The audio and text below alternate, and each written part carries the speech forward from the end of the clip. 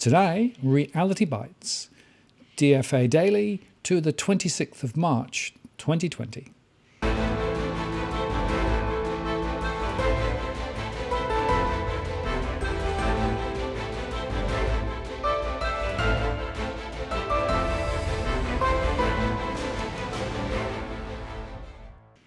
Hello again, it's Martin North from Digital Finance Analytics. Welcome to the latest post covering finance and problem news with a distinctively Australian flavour.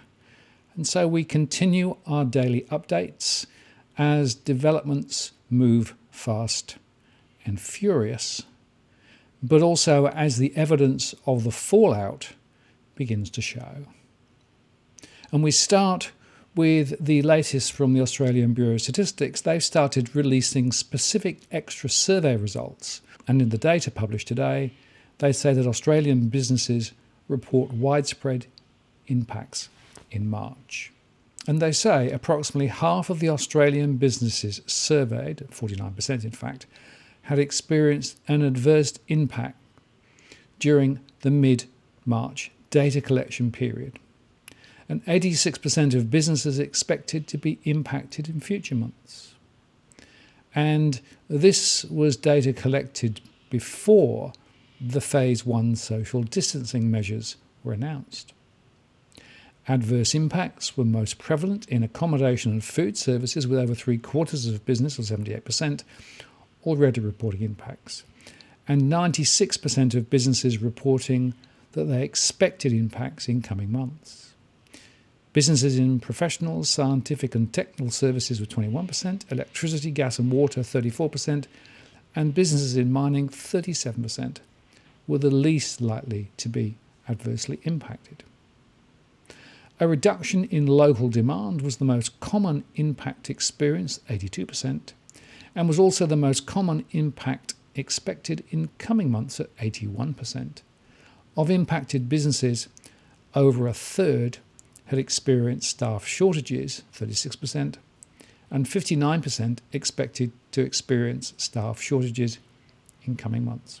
Now, what's quite interesting is that my data, based on the small business surveys, also said around a half of businesses were directly impacted already, and that more were going to be impacted ahead.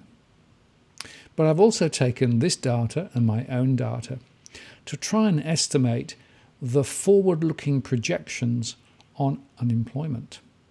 And if you think that today we've got unemployment at around 5.2% and around 700,000 people seeking work, well, the bad news is that if you run my models now based on what we know today, that number increases by at least 1 million, in fact closer to 1.4 million, I think, in my central case. And that means that unemployment could reach a peak of around 15% within the next 2 to 3 months. Now, that is a lot higher than in the global financial crisis.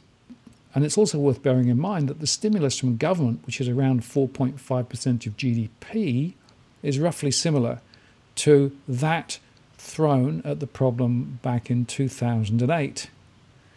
But of course, the problem this time is deeper and wider and more serious. Although the good news is that if we do get a handle on the underlying health issues, then the bounce back could be quite a lot quicker.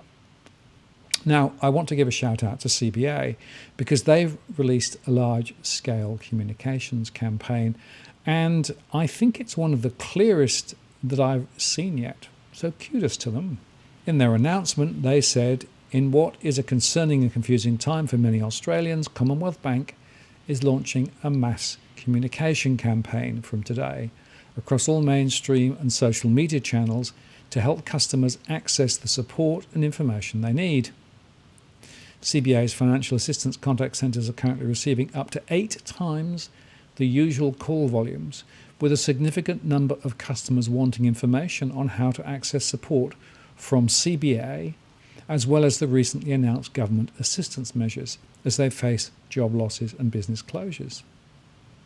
This new campaign is centred on a detailed financial guide for customers and it aims to provide clear, concise and consistent and reliable information to help customers navigate the large volume of recent announcements as they try to comprehend what support they are eligible for and how to access it quickly. And customers are also looking for reassurance as well as the tools that will help them regain control of their financial well-being. Now, I do recommend that you go and read their publication because there's a section there on businesses which covers things like how you defer loan repayments, what measures you can take to look after your employees, how you can boost cash flow, how you can reduce rates and fees, how you can seek rent and utility relief, and also how you deal with personal liability related issues. Very, very important issues for businesses.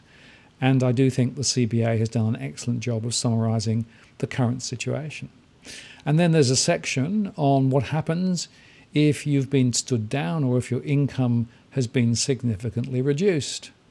And they say that you can take some steps to seek clarity so that you understand whether the measures are temporary or more permanent.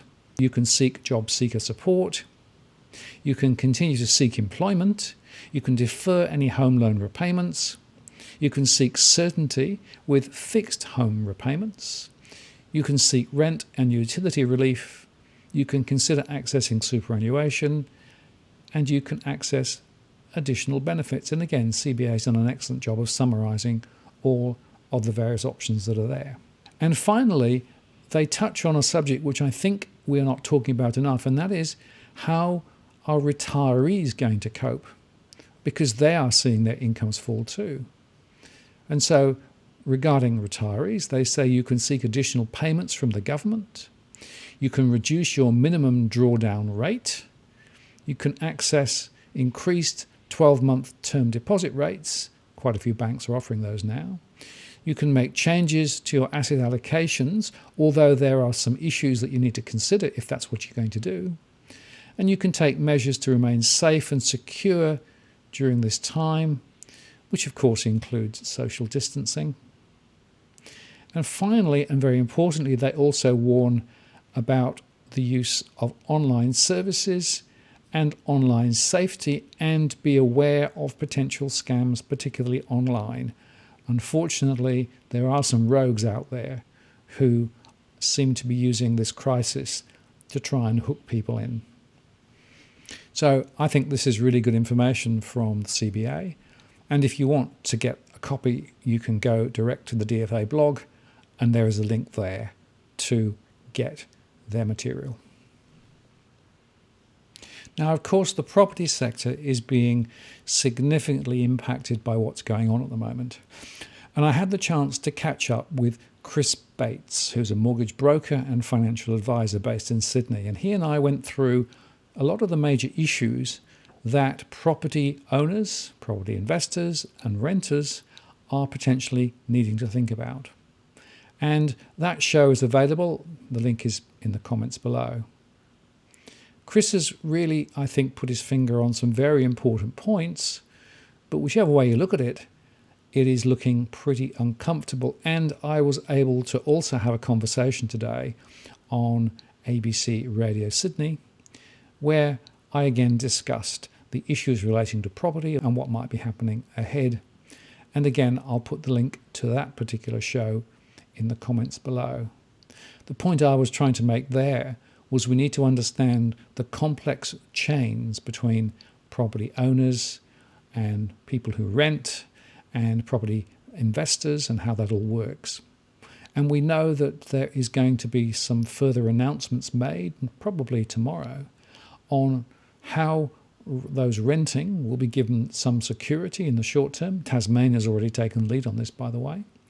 And more information about the mortgage repayment holidays, which I think will have to be part of the package. Because if you think about it from the point of view of a property investor, if they are relying on rent to pay their mortgage and the rent stops, then they still have an issue with repaying the mortgage. So there has to be a holistic set of propositions to be able to deal with what we hope will be a relatively short-term hiatus, but of course it may go on for a lot longer than we think. And there is some evidence to suggest that after social distancing comes in, the trajectory of the health issues eases initially, but then they risk coming back when those measures are taken off again. So rather than a single hump, you might get more than one hump. And that, of course, is concerning, especially when there is also some reporting now of multiple variants of the health issue. And finally, there was some good news from the US because the Senate has finally passed the $2 trillion stimulus package. This is the package that was very much up for grabs and for debate over the last 4 or 5 days. And the bill, which will go to the other house shortly and then to the President for approval, provides more than $2 trillion for workers, small businesses and industries impacted in recent weeks. The bill marks an unprecedented attempt by the federal government to revive the economy and prevent a deep recession. The 2008 Troubled Asset Relief Program, the TARP, by comparison, was $700 billion. So this is nearly 3 times as large. The Senate's vote comes 1 week after they passed a $104 billion Phase 2 package. The wide-ranging bill includes a $1,200 one-time check for individuals who make up to $75,000, and that amount would scale down until it reached an annual income threshold of $99,000, where it would be phased out altogether.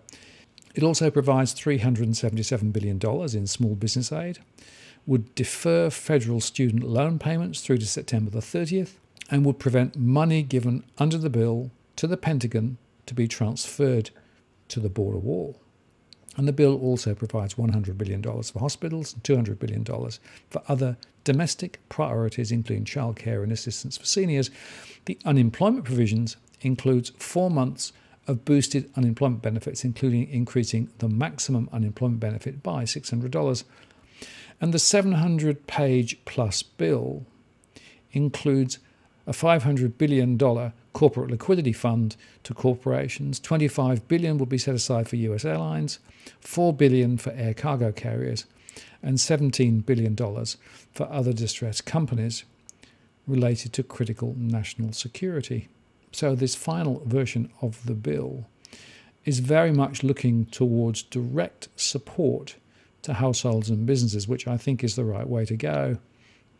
And what I found quite fascinating is there were a number of discussions through this around the universal basic income. And as I discussed yesterday, to my mind, UBI should definitely be part of the package of measures, because we need to be focusing on supporting households and businesses to an extent, but not throwing all the money at the top end of town, the ones who took the risks in the first place. And so before I finish tonight, let me just go through some of the market moves. So the Dow Jones last night rose 2.39% to 21,200. The S&P 500 was up 1.15% to 2,475. And the volatility index was up 4.05% to 6654, still in extended territory. And I noticed that the S&P 500 futures is actually down 1.57% now after the bill pass was announced to 2,420. And the Nasdaq futures was down 1.54% to 7,351. And I think that makes an important point, because I was reading quite a few people today saying, see, the falls on the stock markets are over, everything is going to be fine now, all the liquidity is in place and everything will just work its way through. I don't think it's going to be that simple. I think we're going to see further falls. And there will be certainly plenty of volatility over the next few weeks. Now going quickly to the Australian data. So the S&P ASX 200 was up today 2.3% to 5,113. The financial services index was up 0.37% to 4,178. And the real estate trusts was up 3.85% to 1,050. The local volatility index fell 11.98% to 3849. And the ASX 200 futures is signalling a fall down 2% to 5,039. ANZ was up 0.78% to 1670. CBA was down 0.96% to 6180. NAB was up 4.96% to 1597. And Westpac was up 1.07% to 1602. Among the regionals, the Bank of Queensland was up 2.92% to 494. Bendigo and Adelaide Bank was up 7.14% to 615. And Suncorp was up 0.35% to 854. Macquarie continued to claw higher, up 0.75% to 85.15. And AMP was up 7.89% to 123. Mortgage insurer Genworth was up 22.33% to 183, despite the fact that they warned that they could no longer give future guidance, but they did say that they were well capitalised.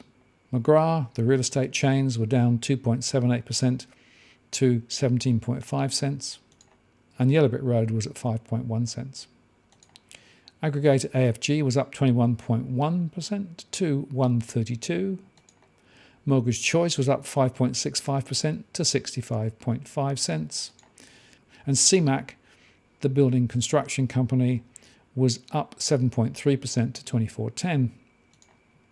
Now the Aussie US dollar was down 0.07% to 59.54. The Euro Aussie dollar was up 0.64% to 1.8371. And the 2-year bond was down 4.23% to 0.261. And the 10-year bond was up 0.43% to 0.93. The Aussie Gold Cross was up 1.33% to 2,697. And the Bitcoin Aussie Cross was down 1.22% to 11,105. Finally, it's worth noting that the volatility in the gold sector is still there. It was down 0.77% to 1,620 US. So to summarise, most of the packages now that have been deployed are working to an extent.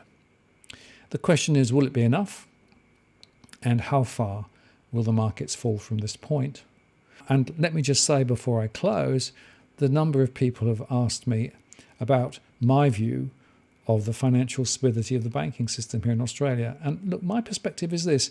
I think all the things that have been done, from lowering capital and supporting the bank through liquidity and providing other lines of credit, means that the banks are actually going to be able to weather the current storm reasonably well, and they will have capacity to pass on some of that to customers through the mortgage holidays.